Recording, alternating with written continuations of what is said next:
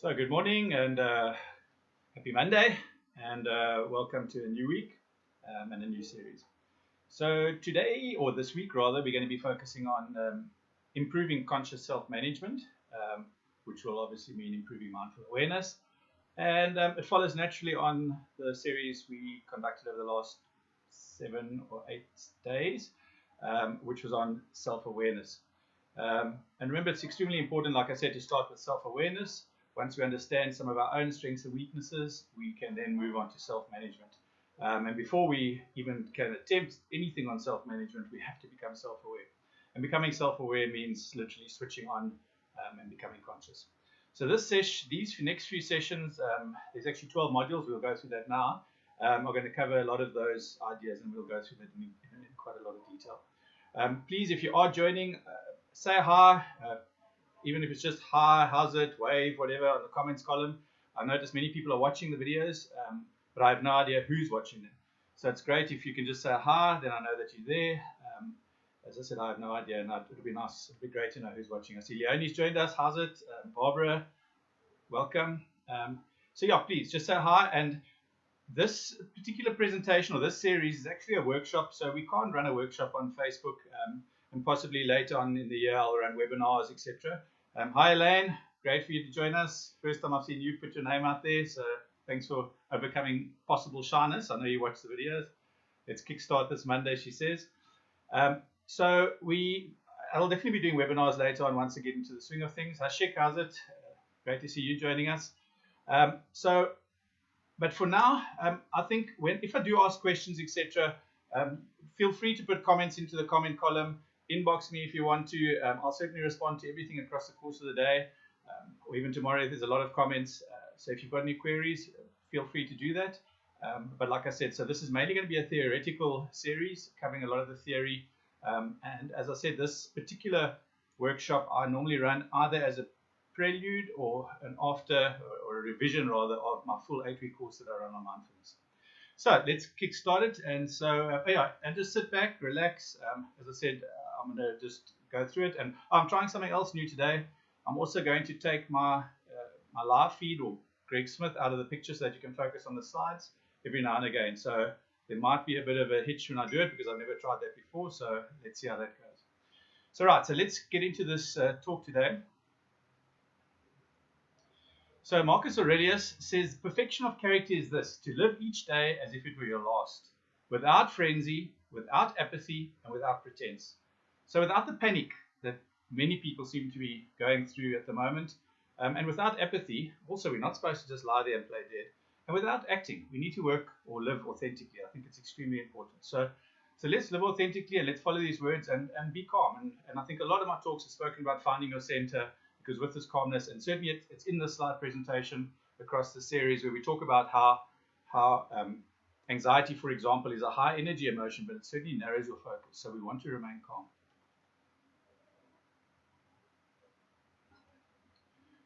So some of the workshop's objectives. So we're definitely going to redefine mindfulness again, because this is the start of this workshop. I know we've been covering this in quite a lot of depth. This is going to teach us about understanding the value and helpfulness or utility of our own emotions. And there's a lovely session 5 and session 6 where we cover 10 types of distorted thinking. So we cover all these negative styles of thinking: catastrophizing, minimizing, judgment, labeling, black and white thinking, etc. So these will all be covered across the series. So this first session today is just about getting started, covering a bit about what's mindfulness. Session 3 and 4, practicing mindfulness and emotional intelligence. There, 5 and 6, we look at the positive and negative thoughts. And then mindfulness-based cognitive behavior therapy, we start looking at how do we manage those actions. We look at gratitude, because this forms a very important part of mindfulness. We look at how do we cultivate these peak performance emotions like enthusiasm, confidence, optimism. And then we look at mindfulness in, as I said, sometimes I work with sales teams, in customer relationships, but this can apply to any relationship. So a relationship with your spouse, your friends, your family, your extended family. We look at mindfulness in leadership, and then we'll do the integration and close.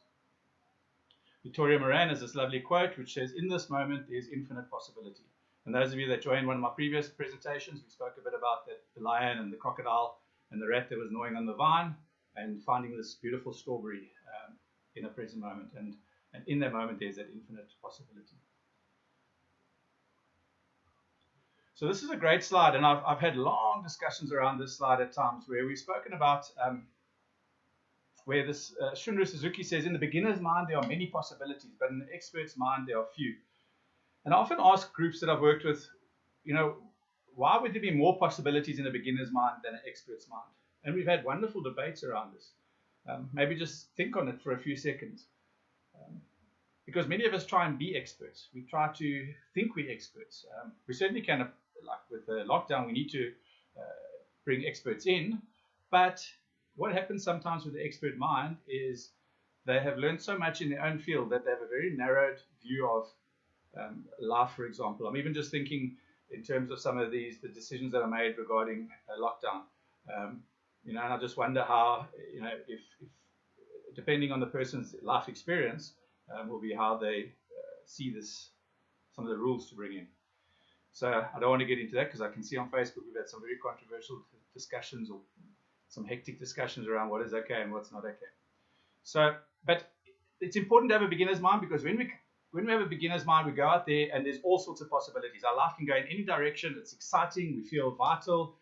Just think of taking a child the first time to a rock pool, or the first time you went down to the beach and looked at a rock pool. You get quite excited about it. Or the first time you arrive in a new city that you're traveling to. It's exciting, and you can go anywhere. Whereas an expert will say, let's go here, let's go here, let's do this, and be very controlled and dictatorial, where it's great if we can just have a beginner's mind in every experience that we, or certainly most experiences that we experience. Okay, so let me see if I can lose my webcam here. So what is mindfulness? So people often confuse this concept of mindfulness with the idea that one should stop and smell the roses. But however, if you found yourself with your nose stuck deep into a flower in a field where an angry bull was charging down on you, or were busy crossing a road, and there was a truck barreling down on you, and you were so deep into your own mind, into being mindful, that wouldn't be a great idea. So put simply, mindfulness is a state of mind where you are fully conscious and engaged in the present moment and with the demands of the present moment. So you would be able to see the flower in the field, but you wouldn't forget that there's actually a bull in the field that you're crossing. So you're quite aware of the context or the area and the environment and what's going on.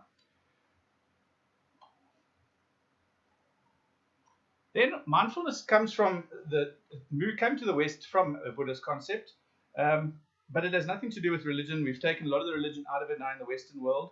So the word mindfulness is a translation of a Pali word, one of the translations of the Pali word sati. Other translations of this word include awareness and memory. So mindfulness is one's capacity to avoid distraction from the present moment, but it also means forgetting what one already knows, to avoid forgetting what one already knows, and to remember to do what we've intended to do. Many of us get distracted and we forget to do exactly what we're supposed to be doing. So if mindfulness means avoiding distraction, what is it then that distracts us from the present? We're constantly besieged with needs, basic needs such as food and shelter, and the more complicated needs for love, respect, happiness, and so on. These all compel us to consider our past and future in terms of what to avoid and what to seek after. Consequently, the tempting answer then is to blame all the things going on in our world as the source of our distraction. But many would disagree. Instead of everything that goes on out there being the source of distraction, we blame what we call the monkey mind. So this monkey mind refers to our own mental capacity to engage internally in the constant chatter. This is this constant chatter that goes on in our heads. And sometimes this internal mental chatter can be helpful for working out problems, like for analysis, and even for play. However, constant mental chatter can distract us from the things that are most important. And it can actually mislead us into misunderstanding a given situation. So this course is going to teach you some techniques to cultivate this mindfulness and to complete and quieten this monkey mind. I'm just trying to get hold of there we go. Try and come back to you guys. Hi there. Okay, so I'm back. So what I wanted to chat about was just about this monkey mind and thinking a little bit around monkey mind and what it means. So a good example of monkey mind, if I put it out there as an example, would be how we assume things. We are quick to assume or make assumptions.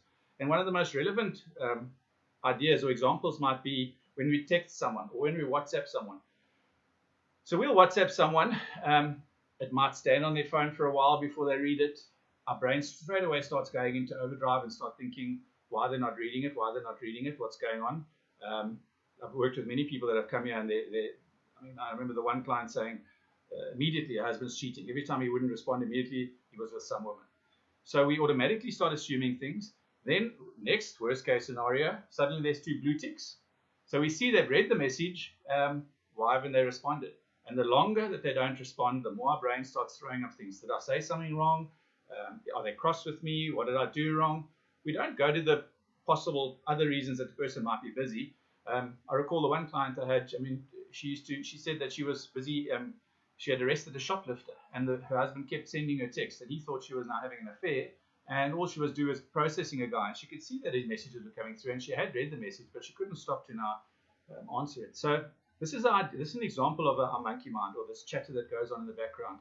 It's a constant chatter, and we have to learn to switch off that chatter and quieten that monkey mind.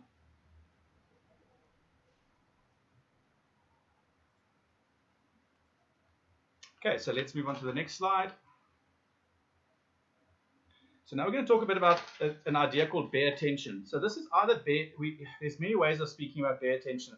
It is either non-judgmentalism, openness. We've used many different words to carry across this idea. So one aspect of this is this cultivation of this. So bare attention is attention that is devoid of judgment or elaboration.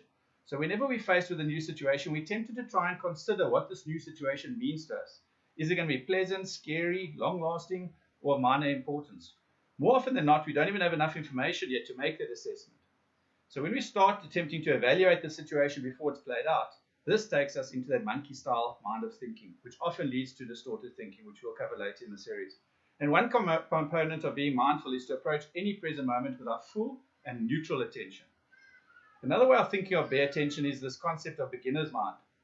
Being a beginner is an ideal state because someone with no experience of something will also have developed no prejudice against it, or any other ways of placing limits on the experience. Since every moment of your life is unique, and approaching each moment in innocence as if you're a beginner, and this is your first time experiencing this moment, allows you to keep yourself open to a host of possibilities that a more experienced person would either ignore or not even consider.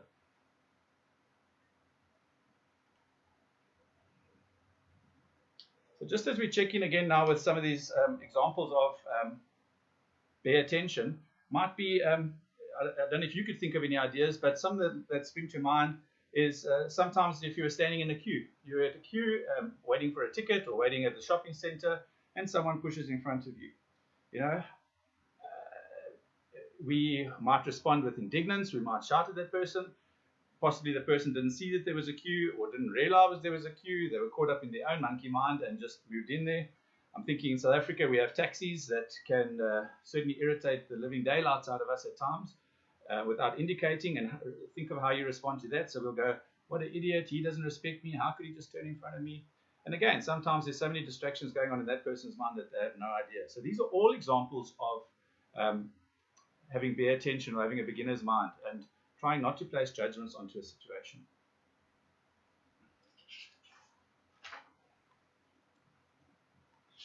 So let's look at this physical concept of mindfulness and just look at the different characteristics of it. So although mindfulness originated as a Buddhist concept, psychologists from the 1970s right up until certainly the year 2000, when it started getting a lot of traction in the scientific world, they've all started studying. There's hundreds of studies now on the benefits of mindfulness meditation. And these techniques have been found to be very effective in reducing anxiety and reducing relapse rates in both depression and substance abuse. Recent studies have even found that incorporating mindfulness into your life can increase positive emotions and improve the immune system and reduce stress. So despite the nearly universal agreement on the benefits, psychologists disagree on the exact definition or an exact method for developing it. So Jon Kabat-Zinn, who I've introduced to you guys already, is one of the first psychologists to study mindfulness as a secular concept. And he defines it as paying attention in a particular way, on purpose, in the present moment, and non-judgmentally. And according to a later study, many mindfulness studies in psychology tend to require 2 components: high attentiveness and concentration, and certainly an attitude of curiosity and openness.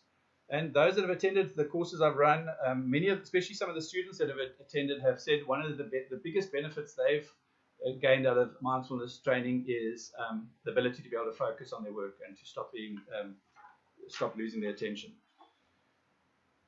So I think one of the exercises we can look at, one of these ideas about this physical concept of mindfulness is, or a simple mindfulness exercise to sort of teach you focus and about looking at something new, is a simple exercise called the hand exercise. And let me just get my picture back on there again. So in the hand exercise, you simply start by looking at the palm of your hand, and over a period of try and give yourself 5 minutes, as long as it takes, you literally just stare at your hand for the first time as though it was the first time you were looking at your hand, and marvel at the inside of the start of your palm, looking at the lines, looking at the wrinkles, looking at the color of your palm, and slowly over the course of 5 minutes, move your hand sideways. Notice the difference between the texture from the palm to the other side. Notice the difference in the coloring from the palm to the other side. Then turn your hand over. Notice any spots, lines, the creases where your knuckles go. And this is a wonderful exercise as a starting point, creating curiosity and openness. And one can do that with anything. You can look at your pen, you can look at your partner, you can look at things in your room as though you're seeing it for the first time. Even a flower. If you have the opportunity to get out into nature, it's a wonderful time to really look at something and with an openness and a curiosity.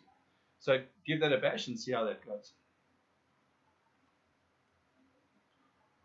So moving on to our next slide. So as we said, we discussed memory. Now memory is an extremely important part of mindfulness, but we've only just focused on one aspect, so that'll be attention and the immediate moment. But as mentioned earlier, another important translation of the Sati word is memory, and there's a good reason for this. Paying close attention to our immediate moment and environment sounds like a beneficial practice. For the most part of it, it is. However, there are times when paying too much attention can be detrimental and force you into mistakes. If you've ever been told or told someone else not to overthink a situation, this is a good example where their attention can be detrimental. In fact, a recent study has found that a mindful state can be detrimental for certain kinds of learning. So, when we learn to ride a bicycle, for example, we're obviously paying less attention to the process and feel of ourselves pedaling. Instead, much of the learning occurs subconsciously in what is known as muscle memory, and this would apply to any sport. So muscle memory is one example of a special kind of memory, and we call this memory implicit memory. And this type of memory occurs through practice. So for musicians who read music, for example, at a certain point in practice, they no longer consciously think about what the squiggles on the page mean. In fact, reading generally relies primarily on implicit memory.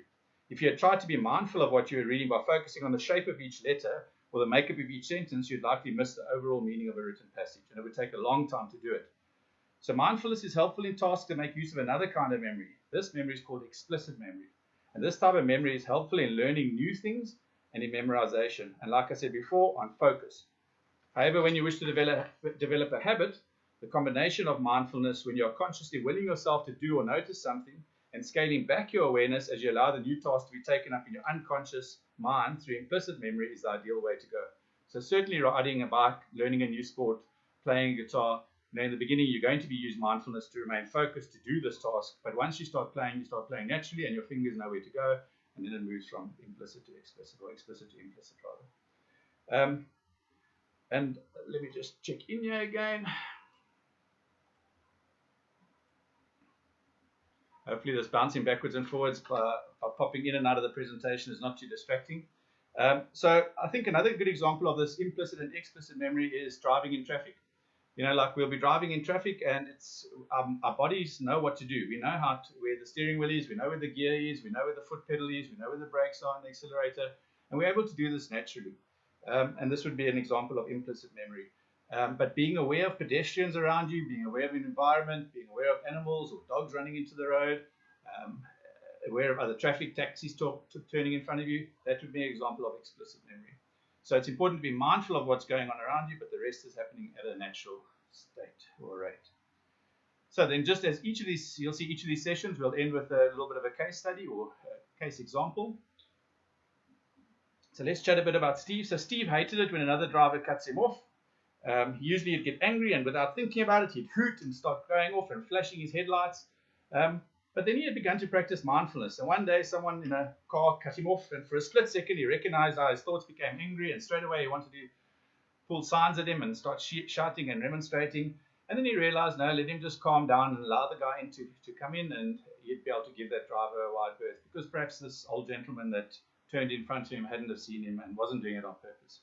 So this is a good idea of how we can slowly but surely become more mindful in our practice.